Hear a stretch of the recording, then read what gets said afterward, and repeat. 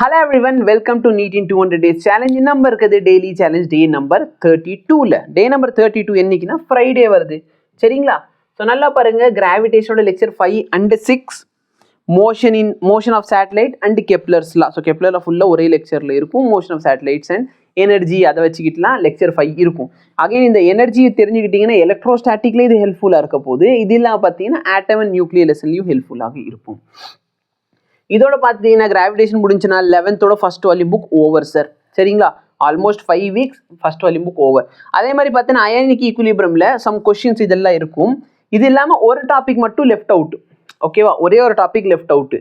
So நம்ம ரஃபாக என்ன சொல்லிக்கலாம்னா இதோட உங்களுக்கு ஃபர்ஸ்ட் வால்யூம் புக் ஓவர். ஏன்னா கிராவிடேஷன் தான் இருக்குது. ரெடாக்ஸ் ரியாக்ஷன் செகண்ட் வால்யூம் புக்கில் போயிடும். அண்ட் ரெடாக்ஸ் ரியாக்ஷன் முடிச்சதுக்கப்புறம் பார்த்தீங்கன்னா செகண்ட் வால்யூம் புக்கில் பெருசாக ஒன்றுமே இல்லை. பி பிளாக் எலிமெண்ட் இருக்க போகுது. அதுக்கப்புறமேல் பார்த்தீங்கன்னா உங்களுக்கு ஆர்கானிக் கெமிஸ்ட்ரி மட்டும்தான். அதனால் பார்த்தீங்கன்னா நீங்கள் ஒரீலாக பண்ண வேண்டாம். செகண்ட் வால்யூம் புக் வேகமாக போயிடும், ஓகேவா. ஸோ நீங்கள் நல்லா படித்தா போதும். ஸோ டாபிக் எல்லாமே பார்த்து வச்சுக்கோங்க சாரே சரிங்களா. டாபிக் எல்லாம் பார்த்து வச்சுக்கோங்க. ஆல்மோஸ்ட் ஃபஸ்ட் வால்யூம் புக் முடிஞ்சு ரொம்ப பெருமைப்பட்டுக்கோ. ஏன்னா நம்மளுக்கு ஒரு 4 புக் இருக்குது சார் சரிங்களா. First volume, second volume, 12th first volume, 12th second volume. அது நம்ம ஒரு புக்கு முடிச்சிட்டோம். Almost 25% of the learning experience முடிஞ்சிருச்சு, ஓகேவா. ஸோ நான் சஃபிஷியண்ட்டாக 80 days டைம் உங்களுக்கு ரிவிஷனுக்காகவே கொடுத்துருக்கேன். அதனால் நீங்கள் வந்து என்ன பண்ணுங்கள், இப்போதைக்கு நான் சொல்கிறது அப்படியே ஃபாலோ பண்ணுங்கள். டெஸ்ட் கொடுக்காதவங்க டெஸ்ட் கொடுக்க ஆரம்பிங்க, ஓகே. அதே மாதிரி ஃபிசிக்ஸில் பார்த்தீங்கன்னா நிறைய பேர் வந்து நோட்ஸ் எடுக்கிறது ரொம்ப கஷ்டமாக இருக்குது அப்படின்னு சொல்லியிருந்தாங்க. நாங்கள் ஃபிசிக்ஸ்க்கு என்ன பண்ணியிருக்கோம் அப்படின்னு பார்த்தீங்கன்னா question paper, for example units and மெஷர்மெண்ட்டில் நான் என்னென்ன கொஸ்டினில் டீச் பண்ணியிருக்கோன்னா அது எல்லாத்தையும் உங்களுக்கு வேர்ட் டாக்குமெண்ட் மாதிரி கொடுத்துருவேன். அப்போ நீங்கள் கொஸ்டின் நோட் பண்ண வேண்டாம். கொஸ்டின் நம்பர் போட்டு அந்த கொஸ்டின் மட்டும் சால்வ் பண்ணிக்கிட்டு ரிவைஸ் பண்ணால் கூட ஓகே தான். ஓகே, எங்கள் சைட்லேருந்து என்னென்ன முடியுமோ எல்லா உதவியும் நாங்கள் உங்களுக்காக செய்ய ட்ரை பண்ணிக்கிட்டு இருக்கோம். பட் படிக்க வேண்டியது உங்கள் கடமை, ஓகே.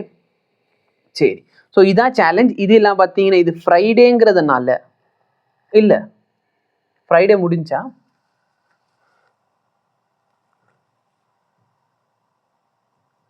இது ஃப்ரைடே கரெக்டா. ஸோ இது ஃப்ரைடே.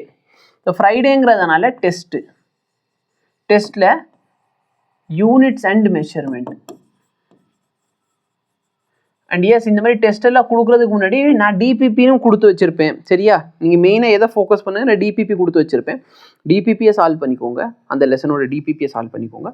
அதுக்கப்புறம் பார்த்தீங்கன்னா பிவைக்யூ சால்வ் பண்ணிக்கோங்க, ஓகே.